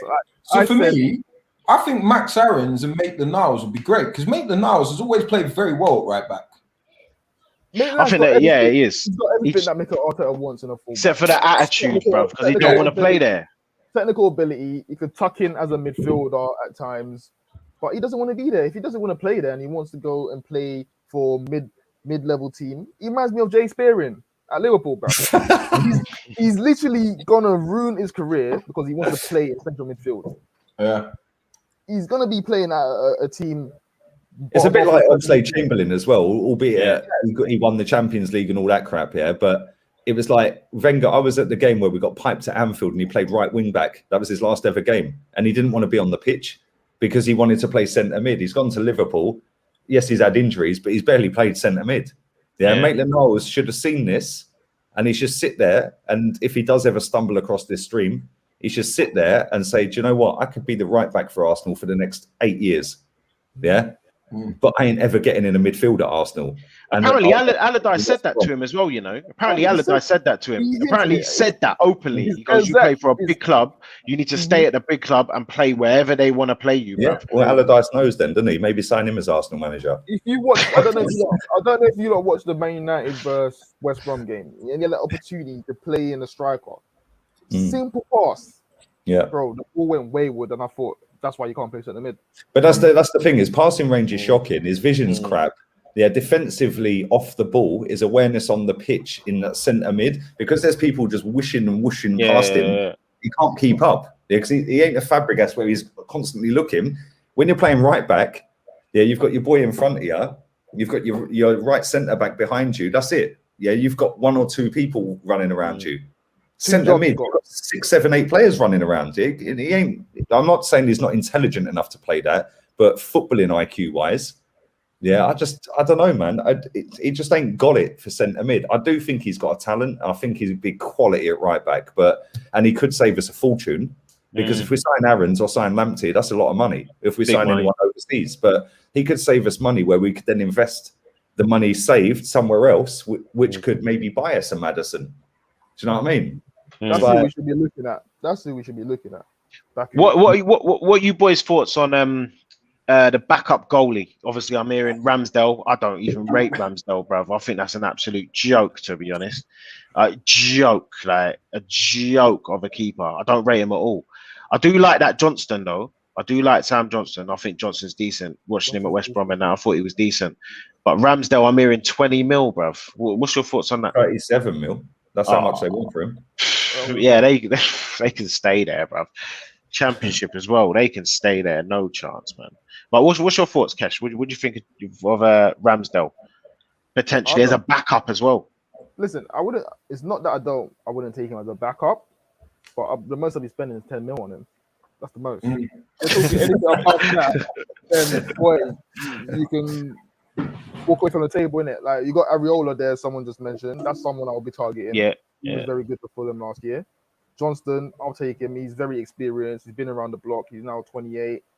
So, the options are there. But do not go overpaying for a backup keeper. That's all you're going to pay. Apparently, we want this. Apparently, we're on this homegrown. We want a homegrown backup goalkeeper. Like that's essential. Apparently, I don't think the homegrown matters anymore now that you signed Okonkwo to the as your third choice keeper. You've got one there. And the thing is as well, like you said about Areola, yeah, right, mate.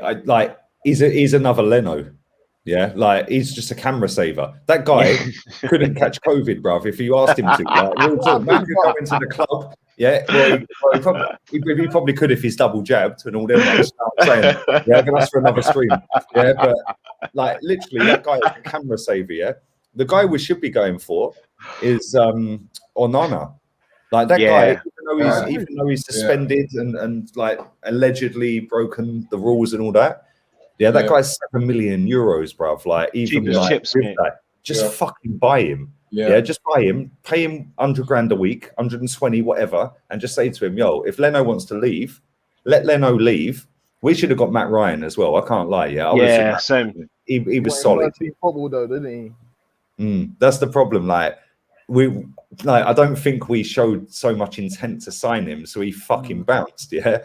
Like it was like he was umming and ahhing. He's put some statement out saying that, I didn't know where I was going to be ending up. It was like, well, I thought I was going back to Brighton. Well, you weren't because you're out of contract, mate. Like, I hear like standing up and it's like Will Smith in the room. Like, where is everyone? It's like, but I would have signed Matt Ryan because I thought he was an adequate backup. Yeah, he was a good cover guy, man. Like, he'll give you experience. He was a big fucking strong guy, big physical presence in the box, and he caught the ball and he punched the ball well. Yeah, but. Like when I've seen the keepers we're linked to, Johnston, no thanks. Done all right last season. What about that Neto? Neto, no thanks. And the other guy, fucking hell, bruv, like 37 million. Like, do you guys not think that Germany? For me, Onana, 7 million, pay him 10 and fucking get him on the next flight. Like seriously, it's a bargain. The guy was 40 million 2 years ago. I mean, I agree, but do you guys think we're not our philosophy of passing out from the back? But do you guys not think we're looking at this wrong? That we're saying we should be looking for our backup keeper, whereas reality for Germany, I think Leno is their third choice keeper. I think he's backup. I think he's number two. Third choice. Last tournament, yeah. Yeah. So if he's their third choice keeper, do you not think we should be looking at him as a backup and a first choice keeper? He was the backup when we signed him because Petr Cech was number one until he fucked up a few games at the start of the season under Emery. Yeah, with the passing out from the back, and he ended up trying to give away corners and fucking nearly scoring own goals. So Emery was like, "Oh shit, I need to put Leno in goal." He was a backup goalkeeper. We signed him as a backup. It should be a priority. I don't think he's far off Leno. I genuinely don't think he's far off Leno. But what he does help and what he does bring in is his passing from the back, which that then takes away a lot of our problems. I think in terms of shot stopping, he's on par with Leno. But so his passing makes him better and his kicking. Yeah. And that's the thing, Kesh. Yeah, when it's 7 million quid, fucking not even 7 million quid, 7 million euros, just sign him. Why are we looking at Ramsdale for 30 million more? Yeah, it's crazy. It's crazy. I don't get it unless the guys behind the scenes know something that we don't about this. Though, innit? It's the ban. It's the waiting until I think it's September. November. It's November. And that's the thing. I suppose if Leno does want to bounce, and is actively looking for clubs, then we can't bring Onana in. So we've got to go and get one straight away because otherwise, this lad who fucking air kicked the other day, bruv, that was just some mad one. I was like, what is this? Our second keeper now? Yeah. I tell you what, though, this is brilliant from Arteta, isn't it? Sell Martinez for 20 million and get Ramsdale in for 37. Oh, my life. Bruv, you know what? The biggest cock up that geezer has done since. Massive. Was he a coach then, or was he the manager? Do you reckon he signed off on that? It's irrelevant. He still had an input. Yeah, you reckon? Yeah, manager, you think it's all a load of bollocks, bruv. He was still having. I don't agree with Martinez signing, and I ain't gonna lie. I'm probably the only one here right now that backed Martinez, even when he was going through his horrid time from Reading days when he played in that game. From the moment we signed Martinez, I said this guy will go on and play for Argentina. He's done it. Messi was thanking him. And won the title, man. And there's a lot of fans before he made his little dominance in the Arsenal goal, wanted him gone. He's come in, he's done well. I wanted him to stay. I was begging for him to stay actually. one thing he gives us is he talks. I don't ever hear Leno's voice. Demands the box, bro. And that's but that's the thing as well, yeah. Right. This is another thing that Mikel Arteta does wrong for me, yeah. Like when you come into the side, regardless of whether it was through foul play from Malpai or injury or whatever, if you come into the side, I've grown up under the George Graham and like that era, and then the Fergies, the Wengers. If you come in and perform, you're keeping the shirt, mate. Yeah. Soon as Leno was fit and available and ready, yeah, Martinez asked the question and he said, Leno's my number one. Yeah. Well, sorry, like, why? Leno should now have to fight to get that shirt back because Martinez did everything right. Thank you. Didn't put a foot wrong, helped us win the FA Cup. Yeah. And since he's left, like, he's been unbelievable for Villa. And the fucking, like, Messi was fucking on his knees noshing him off the other day. Fucking, oh my God, he's giving me the Copa America. Fucking hell, Messi. Do you know what I mean? It's like, fucking, can you get any further up his ass? No, I genuinely believe if there was offers in for Leno would have been the one that's going. I genuinely believe that. Yeah, but nobody wanted him. That's the point. We just needed the peas, isn't it? We needed the peas. Listen, as I said, this. Yeah, but 16 fucking million pounds for him, it's man. Great. It's looking mad, isn't it? It is cheap. It is cheap, but at the end of the day, like, we shouldn't be looking to get 60 mil to then pay off on a party deal. Like, this is our but at the same time, fans were saying them. Yeah, but if you had been offered 16 mil for him like 10 games ago, you would have took it. And it's like this is what pisses me off. It's like the fact and reality is he was our backup goalkeeper because this manager picked Leno. Yeah. Leno got injured. This guy comes in and he is more than capable. And the thing is, they're both the same height. They're both the same age, but put them side by side. Martinez is this wide and Leno's like me, bruv. Like, it's fucked. Martinez covers his goal. And like you said, he talks. Yeah, he commands his box. I see a stat, and I'm not a big stat guy, like I've said, yeah. I see a stat with about 3 or 4 games of the season to go where Martinez had only punched a cross once, yeah, out of 33 crosses that had been whipped, that were clean crosses to catch, not like headers, yeah. 32 he caught, 1 he punched, yeah. Leno was bottom of the list. He don't demand his box. That's a fact. We know that. He's a mess. He's a mess. You can tell he's a little pretty boy, isn't it? He's a great shot stopper. He's great. Like you said, for the cameras and that, he's great. He's great. But the mistakes he makes are crazy. Man had a holiday at the Euros, bro. He was sat on the fucking bench for 3 weeks. Do you know what I mean? Yeah, he didn't even have a warm up, bruv. He didn't even warm up, bruv. You know what I mean? Like, he didn't even warm up. But you know what, boys? We've been going for an hour and 45, and we're gonna have to wrap it up. I told you Lee, you did, didn't it? Like, big up, man. Respect, bruv. It's nearly 11. You know what? Though, I'm taking that bet. So that £50 we don't finish. What is it? Above 8th. I'm taking that, above mate. 8th. So, we ain't finishing above 8th. I'll take the bet. I'm taking that. I'm taking that, mate. Thank you very much. That'll be some easy money, bruv. Excellent. You get me cash. This is the same guy who was going to have an Arteta in and out debate, and then the day of the debate said, "Oh, actually, I agree with you." yeah. Facts, bruv. And what day was that? What day was that? That was false 9 at Villarreal. That's what that was. Right. So your reactionary then, yeah? No, it's not reactionary, bruv. I was on the fence. I was 50-50, yeah? No. I was 50-50. You're fucking Lamar from now. Look, I was, you done that one already, bruv. I was 50-50, yeah? You know what I mean? But because you're so left, yeah, that anyone who's 50-50, I'm not left, bro. Anyone who's 50-50, anyone who's 50-50, they seem like they're I'm just gonna call you Lamar. Fuck, you know what I mean? Like Kesh is fully Arteta in. You know what I mean? But like I said, that Europa League stint, that done it for me, man. That he pissed me off. And that's undeniable. So yeah, from then I was Arteta out. Right now, I can't be Arteta out. A ball at me right now. You know what I mean? So I'm just hoping. Bro. I'm hoping and praying, bro, that we do something, innit? You get me? But you never know, bro. You never know. But big up Gunner for coming true, man. Respect, bro. Make sure you smash the likes, people. Yeah, exactly, man. You get me. Respect that. You're coming through, like, obviously in Spain, you got pools in the backyard and that. So, man loves that. My pools, man. I rent the gaff. It's not my gaff. I don't own the gaff. I'm not a celebrity. I'm just an average Joe. I'm having a couple of cruise campos. We bummed off the Estrella. Fuck Danny Ceballos.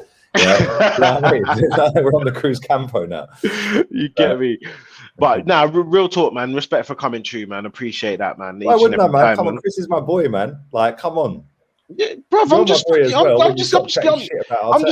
just giving you a fucking shout out, bruv, man. Let me live, bruv. Jesus, how many you had? Wait, did you come and meet me in Turtle Bay or where? No, it was fucking. What was it? Fucking. What was Blossom the bar Room. we were in? Blossom Room. Yeah, did you come meet me? Where was you? Bruv, Christina didn't tell me. I'd have come meet you.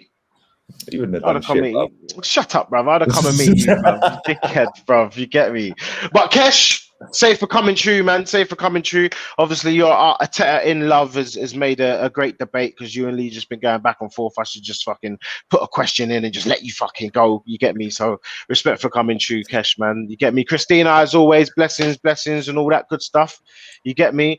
Everyone, make sure you like and subscribe, man. You've been tuned into the Arsenal way, never a foul. All that great stuff. Any last comments, Lee? I know you love a little. Where can they find Kesh? Go exactly. on, Kesh. Why are you swerving? Because he was going to talk. Like, fucking turn it in. Oh, relax. I know you want to go. You probably got a ride set up and all that. You know what I'm saying? Like, man's on a promise tonight. Look, let's smile. Look, this guy, bro, he's such a dickhead. You get me? This guy is such a dickhead. Kesh, where can I find you, bro? Yeah, you can just find me on Twitter. That's _ Kesh KESH _ and over on the Football Terrace. All right, big up Kesh, man. All right, we ain't gonna say where they can find Lee. Chris, where can they find you, bruv? In the gaff, innit? Yeah, mate. Never a foul, lad. With his extra small Arsenal shirt on. Hey, with his t-shirt tan. Hey, you text me the other day. You was like, "Yo, fucking, where you at?" I was like, "You need to come over." Yeah, I'll book a flight. Yeah, you need a better tan than a t-shirt tan, mate, and you need a bigger size than extra small. Oh, look at that! Oh, it's so shocking. Have a look again. I think that's a horse. I think a horse is still very quickly, Chris. Yeah, I don't know if Mario knows him. You know, fucking Matt Nyack, innit? Yeah. Yeah, he's coming Marbella Sunday, innit? Oh, mate. Yeah, that's going to be mad, mate. It's going to be mad. You're not sleeping for the weekend, mate. I know, fuck him. He's staying in some fat hotel, yeah. I'm just going to go there, meet him, have dinner, and bounce. Love it. All right, safe boys, man. Respect for coming true, man. Make sure you lock on. You get me? The Arsenal way, never a foul, man. Big up all the man, them. Safe for coming true, man. And we're out, boys. Okay.